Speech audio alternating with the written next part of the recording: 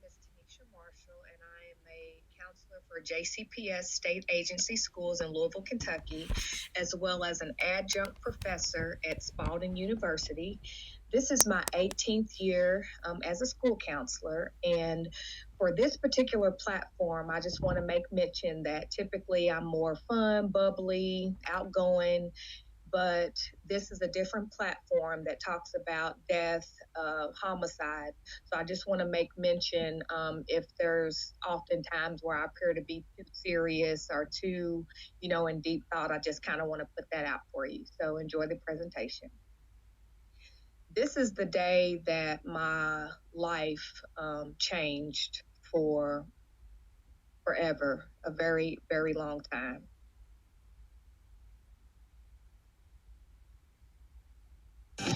Louisville is not Louisville anymore. It's violent here for no reason.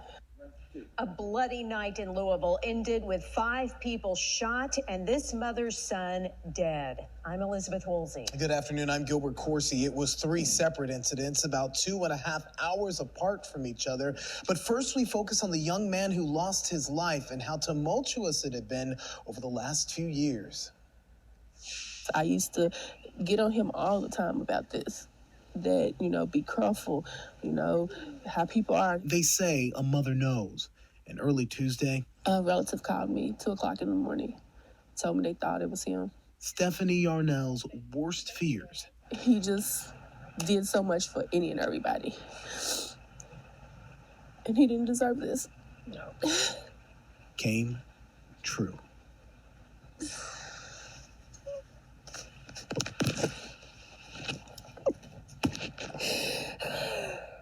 She says the man gunned down at the Parkway Place public housing complex is her son, 25-year-old Deontay Yarnell. He doesn't want the violence. He had brothers he was trying to be here for. Yarnell was shot 4 times 6 months ago and survived. It was the same incident where his longtime friend, Ralph Jeffries, was killed. That's what's going on in this community. Our youth are scared to tell us what they're involved in. Steve Clayton says he tried to mentor Yarnell. A survivor of gun violence himself, he launched a rolling video game business last year as a way to bring safe activities to young people in poor communities. He taught me things that I didn't know about the game. I'm still learning. Yarnell was acquitted of murder in 2017. He shot 18-year-old DeAndre Murphy after a home break-in. He was convicted of reckless homicide, a lesser charge, and spent very little time in jail. We asked detectives directly if Yarnell's shooting could be a revenge hit for Murphy's death. The response? They don't believe so. I just want to know why. No arrests, no answers. For Yarnell's loved ones, no peace. Again, 5 shot and 3.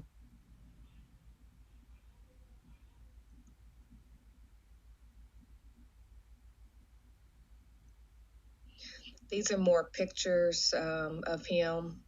Again, he was just, our precious baby. Nobody's perfect. I chose to do a variety of different pictures of him, whatever lifestyle he chose to live. It's easy to say, what one should and shouldn't do. I remember having lots of conversations with him about, have you thought about going to college? I mean, he was so smart, heck of a football player at Dawes High School. So we had a lot of conversations, and I was able to save all of our text messages, luckily, before he passed away, about going to college, about, applying for jobs in different locations, just trying to make a better life for himself. Here he is. This was years ago. He's the smallest one in the picture, and these are my other 2 nephews. Unfortunately, they're both in prison at the time. So you just never know what cloth you're going to come from and how your life is going to end up. So they're all their cousins. The phone call that I received around 4 a.m., I would never, ever forget, and can't get those words out of my head, when my sister said, did Stephanie call you? And of course, I'm thinking, why would Stephanie call me, which is Deontay's mom? And she said, Deontay got killed. And I paused for a second. And my next question was, where is she? Or where is he? And she responded, he's in Park Hill by the rec center. And I can't get it out of my head, her saying the rec center. And I'm trying to process, okay, how to get there, where to go, and find out what's going on. I believe I was in shock. I, didn't cry, didn't break down, didn't do anything. I just needed to find out what was going on at the time. Decision I made going to the scene was, in my opinion, sad. I knew I had a red Louisville sweatsuit available to put on, but I was headed to Crip territory, where it's blue territory, and I knew I couldn't wear red to the projects. So I had to make a decision to put on something else, head out the door. But as I went, I'm thinking, this can't be true. This can't be real. As I approached the scenes, I saw the flashing lights. I saw all these cop cars, and I knew reality was there. So I greeted his mom as I waited for my brother, his dad, and my two sisters. And she just hugged me, and I can hear her saying, she said to me, they shot my baby in the head. And I just hugged her and hugged her and hugged her, and just was just standing there looking like, what is happening here? Sad to say that I was in familiar territory. No shame in my hood. I grew up in Park Hill. I lived there for until I was 10 years old. When I went, it felt like home. I felt like, oh, this is familiar grounds, familiar territory. And as I stood out, at the scene, I heard someone call my name. And I'm thinking, who still knows me out here after 34 years? So I turned around, hey, so-and-so. So we're greeting each other, getting caught up on old times. But the whole time I'm sitting there thinking, why do you still live out here? But who am I to tell them what they needed to do? My mom moved us out because she wanted us out of that environment. But in that moment, I realized that Park Hill was home to my nephew.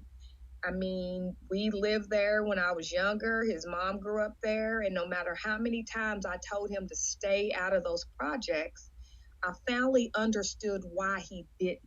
And that made me sad. Because if it was comfortable and it was home to me, I can only imagine how he felt. I mean, there was no difference. The process took hours. There was police tape blocking off the area.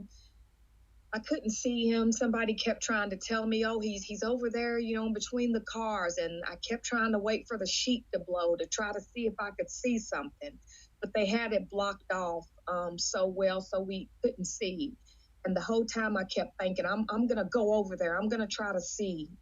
And again, it was just a chilly Tuesday morning. And I remember looking at my clock around 6:45 a.m. when the coroner finally got there to get him, and they shielded to make sure we didn't see. I remember them taking the body bag out of the van. It was an unmarked van, and laying it on the ground and seeing them unzip the bag, but we could not see them lift him up, put him in there, couldn't see anything. And again, they blocked it off to preserve us for even more trauma that we've already experienced. After they took down the corner after the van pulled off, shortly after that, a fire truck came, and I knew that they were coming to clean the scene. I was wondering about that, worried about what is it going to look like, what's on the ground. And they came and they sprayed. But again, as soon as they left and they took the tape down, I immediately just started walking over there because I had to see. And I would never forget the smell of the blood. It seemed so real. The smell was strong. I looked on the ground and just saw all this blood that washed off into puddles, seeing all the blood clots and thinking, this is from my family, my blood, my nephew. And I just wanted to lay on the ground and touch whatever contents I could left of him. And also, we saw his lighter on the ground. He was we saw a cup that he may have been holding during the time that had a big bullet hole in it, had blood on it. And we saw, a cigarette that he may have had. And we were just trying to pick up everything that we could find that he had left behind just so we can save it from memories. But then we came across a bullet casing that was in the back of a man's truck that I guess the police officers overlooked. So we knew not to touch it because it was evidence. So my nephew's mom, she picked it up with a stick, and we were able to put it in a baggie, and she immediately called the detectives later that day for them to pick it up. Parting ways that day, I asked his mom if she was okay to drive herself home, and she said she was. I got in the car about 7 a.m., called my boss to break her the news. And I was so calm. I think I was in shock. I didn't know what was happening because when he was shot in November, a week after Thanksgiving, after he had spent it with us, I almost had a nervous breakdown once I found out his best friend was killed, who was also a former student of mine. I immediately went to the hospital. They had him under an alias name. We couldn't get to him, couldn't find him. We couldn't talk to him for a couple of days. They were pretty much telling his mom how the surgery went, etc. I mean, we just couldn't be around him. So luckily, that particular work day was election day, and I didn't have to worry about going to work because I just had nothing left in me at the time. The next day, I decided it was business as usual. I made the decision to go to work because I was scheduled to facilitate K-PrEP testing. The site that I tested was at Western Day Treatment, which is across the street from the Park Hill Housing Complex and a block away from the murder scene.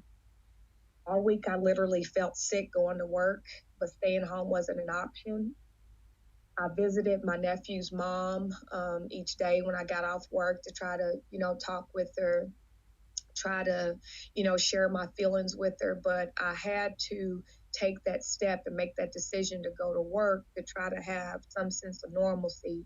And one of those particular days, I did ride down to the scene where my nephew was murdered, just to have that time alone to myself. Days leading up to the funeral, it took 2 days for the coroner to release his body to the funeral home because of the extent of his injuries. Once we picked the funeral home, the planning began. It had been 9 days out prior to him getting murdered because so much time into planning. I pretty much talked to the funeral home daily about rumors of someone retaliating, shooting up the funeral home or the church, what have you. And it was just so exhausting. I was just thinking, we just want to bury him in peace. We don't want any trouble. We don't want any drama. I found it to be a shame that I paid security to watch out for everything on the inside. LMPD was present on the outside, both marked, unmarked cars, to let everybody know that we have protection in the event that someone had another agenda. The funeral was held at my church, and we pretty much basically said no cameras, no videos, no nothing. We stood at the casket, at least one of us, the entire time to make sure nobody was taking any photographs or anything. I even made sure the police followed us to the cemetery to make sure we were safe. Days after the grief process, I finally had a meltdown about 2 days later. And afterwards, I realized, he wasn't calling me back. I just literally had a meltdown. I cried daily for 3 months. And then I made the decision to attend grief counseling through hospice, which helps support families of homicide victims. And they work with LMPD, and that's how I was able to get hooked up with them. But prior to that, I was literally on the phone with the detectives once or twice a week, just talking to somebody that offered some sort of support and comfort to me. After I started counseling, I literally went from 5 months because the crying just didn't stop. So by that time in February, I thought I was ready to start group counseling, where they have a group once a month of homicide victim families. But COVID hit, so I was unable to attend. But prior to that, I needed some privacy to talk. I just wasn't ready to talk amongst a group of people. but still the cry didn't stop. So how can counselors support students or families of homicide victims? So this is our role as a school counselor. Most of the time when a student is murdered, Dr. Michelle Searcy is notified and contact is made to the school administration. If they do not know already, especially if it happened in the early morning hours, an all call is put through the prepare team to support that school of that student. So, but what if the student had siblings? I mean, we just don't know. And that's why it's important to find out, did he have a student in the elementary school, in the middle school, to find out ways that we can support those students, because it's traumatizing for everybody. And imagine if those siblings were at the scene or they heard the gunshots or what have you. If it was traumatizing for me as an adult, I can only imagine how it would be for a young child to experience this. Offering support to the family. This is why it's so important to know your students and your families. Don't be afraid to contact the family. Call them as soon as you can. And this is per the funeral home director that I spoke to. Call the home. Most of the time, other family will be with the grieving parents or guardians. So someone else will answer the phone at the house. And all you need to say is, hello, my name is Miss Marshall, and I'm a school counselor at whatever school, and I'm here to offer my condolences and see if the family needs anything. Majority of the time, they want to hear from their school, the staff. And sometimes families might not know what to do, who to turn to. They might not have life insurance. So again, these are questions that it's okay to ask a family member, how can we help? If the school decides they want to take up a collection. I've been at schools where staff, we have put together and taken up money and given it to the family. You may want to do that to help with the funeral costs, but I would recommend the money being taken directly to the funeral home instead of giving it to the family, to make sure it goes towards the cost of the funeral, and then not putting the worry on the family, taking it to the funeral home, etc. Funeral homes charge different prices, just in case you all may not know this information. Not all homicide victims are Black males, but the majority of them are. Some Black families use 80 Porter, G.C. Williams, or Awkward Alliance. Based on the pricing, and this is just based on my personal experiences that I've had with a funeral home, A.D. Porter is the most expensive. G.C. Williams is the next expensive. And then you have Awkward and Lyons. That's the least expensive of the three. Newcomer Funeral Home is reasonable and might not be too much more than Awkward and Lyons, but it is white owned. But many families are using a Newcomer Academy. They serve Black, white, Hispanic. They serve all populations, all ethnic backgrounds. It doesn't matter. They service everyone. Spring Valley Funeral Home offers services to families that have little resources or no resources at all. I actually spoke with the funeral director at Spring Valley because I came across an article in the newspaper and I wanted to find out what it was about. They have what is called an Innocent Victim Crime Fund that is funded by the state to help families. They have 2 locations in Louisville. The main location is on Chestnut Street, which used to be the old R.G. May and Sons Funeral Home in the eastern part of Louisville, downtown. And they have a location that will be opening up on Dixie Highway in Louisville pretty soon. And they also have a new Albany location. The site in Louisville, they pair up with community activist Christopher 2X and Reverend Elliott at King Solomon Baptist Church, and they help the families do the services and provide the services at that church. Any of your parents have questions about prior preparation in the event that something happens? Spring Valley Funeral Home mentioned that they offer monthly plans as little as $5 a month, almost like a prepaid plan in the event that something does happen and families won't be put in a strain to bury a loved one. So after you experience death of a family through gun violence, you're in the grieving process for a very long time. So imagine our youth that we work with who Parents have been killed through gun violence, uncles, aunts, grandparents. In my particular case, it was a year, May the 21st. No arrest has been made in the case. I asked my family to give me space to grieve, to allow me to grieve, and they did that. I made it until that night before any tears fell, and I know I have a long road ahead of me.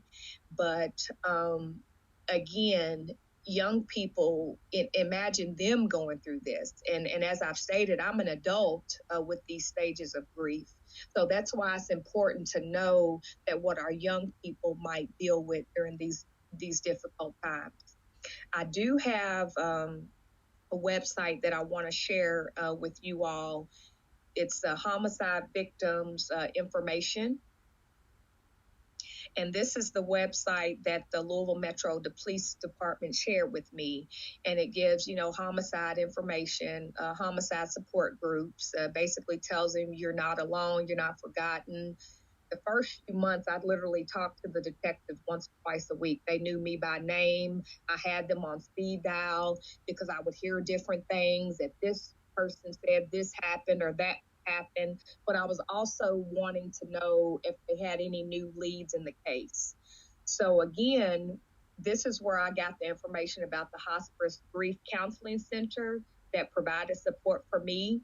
They also have the Kentucky County Crisis Response Board, Office of Safe Neighborhoods, and they have helpful documents that you can share with your families and your students about community violence, helping youth after a traumatic event, talking with kids about the news, and tips for talking with and helping children and youth cope after a disaster.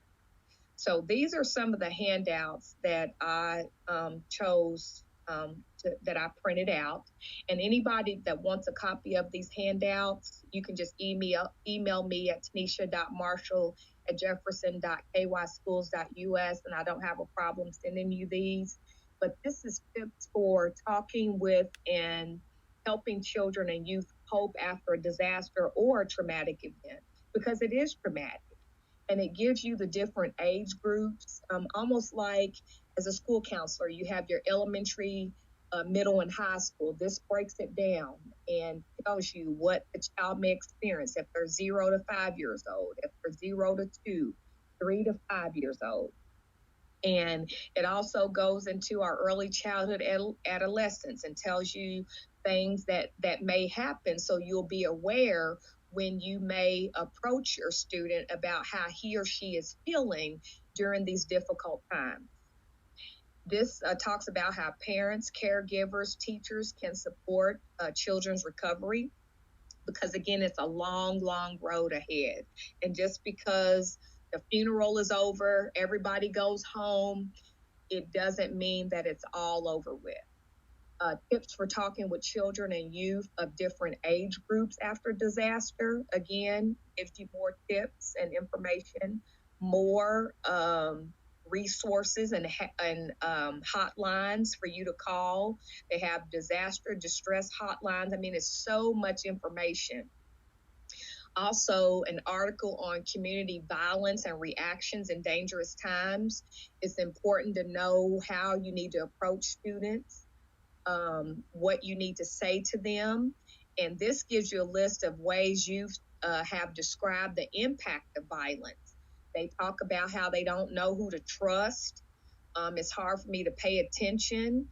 My stomach and head hurts all the time. I mean, I pretty much went through a different range of emotions, and word of anger, sadness, not having an appetite.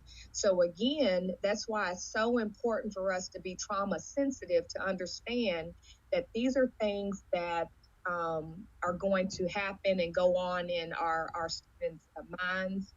Looking out for your safety. Just always, this information gives you tips that you can maybe start a group for some of your young men, some males, some females, and talk to them about things, about gangs and different resources to help them cope. And in this article, it talks about trauma doesn't stay bottled up very well. And and just get them to start talking about trauma and ways to be able to cope, and let them know that they are amongst a trusting an adult and in a safe environment. This gives you more resources to share with your families. And again, this is just a brochure, a pamphlet that has more information. So again, anybody that wants any of this information, just send me an email and I'll get that to you so you can have whatever information that you need. And the resources, again, I found on the LMPD website, and they're printable to be able to download.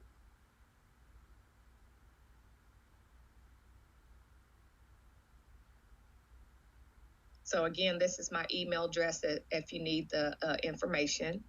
These were our last family photos that we took before he got shot the first time. We were all at my house enjoying a great time, for Thanksgiving.